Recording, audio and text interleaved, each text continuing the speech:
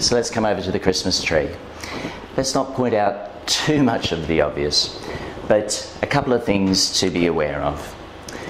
We all know what cats and dogs are like at Christmas time, especially puppies and kittens if they're the new addition to the home at Christmas. So be aware of things like electrical cables, especially with bunnies as well.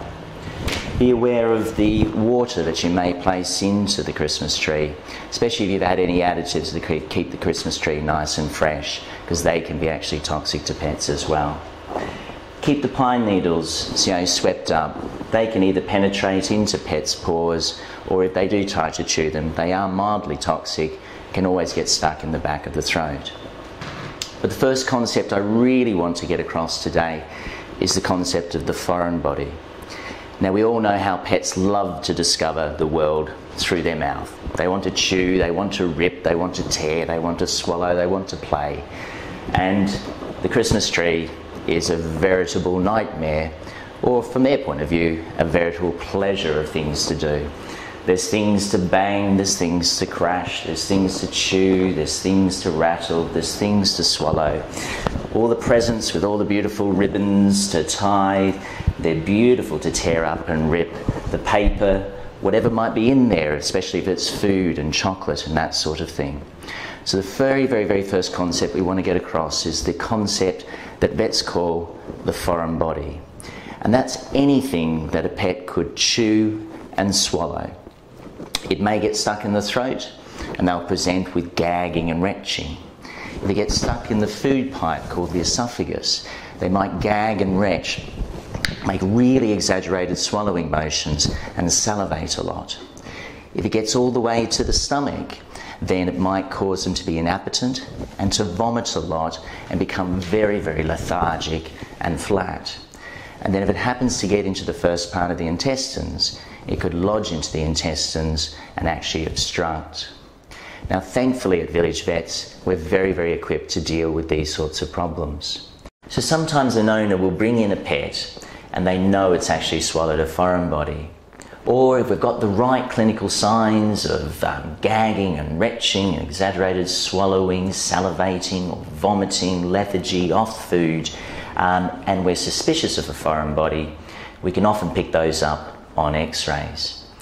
And in the next few x-rays you'll see the first one where this is an x-ray of a dog where you can see an obviously fish hook that's lodged into the back of the throat of the dog.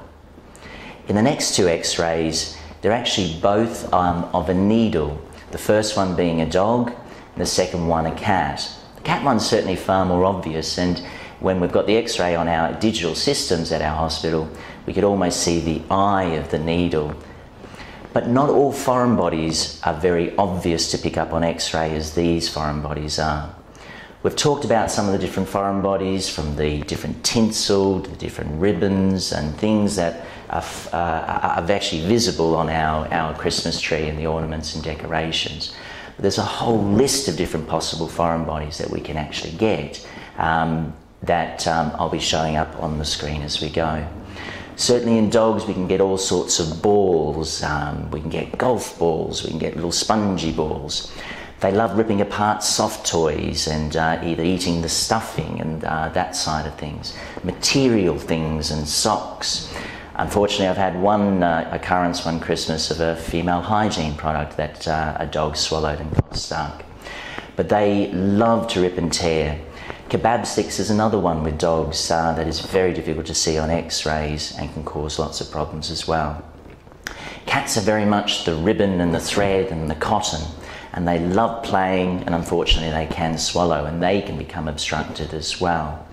Grass blades that they chew can become lodged in the back of the throat. Now, if we've got enough of a suspicion of a foreign body and we can't see them on x-rays because they blend in with the same colour of the rest of the tissues, we may have to do other things to try and diagnose whether that pet has a foreign body. We can do x-rays where we do a dye study, and in this next x-ray you'll see that the dye has actually moved all the way through to the intestines, but some is still remaining within the stomach, coating a foam foreign body that we couldn't see on a plain x-ray. So dye studies on top of x-rays might be able to diagnose the foreign body. Sometimes we have to employ an ultrasound, and the ultrasound will enable us to visualise or see that there is an obstruction, and that will enable us to head towards the next step in correcting the problem. But even with things like x-rays and dye studies and ultrasounds, sometimes we have to go towards endoscopy to be able to visualise the foreign body. And in endoscopy, sometimes we can actually remove the foreign body, as you'll see in the next picture. Unfortunately, not all foreign bodies can be removed through endoscopy, and sometimes some animals and some pets have to go into surgery to remove those foreign bodies and correct any other serious problems that may arise. So the first thing we really want you to safeguard this Christmas and be aware of is the potential that some things that look safe are a possible problem to pets. They may swallow and ingest them. So please be careful of the concept of the foreign body and see if we can prevent that happening this Christmas.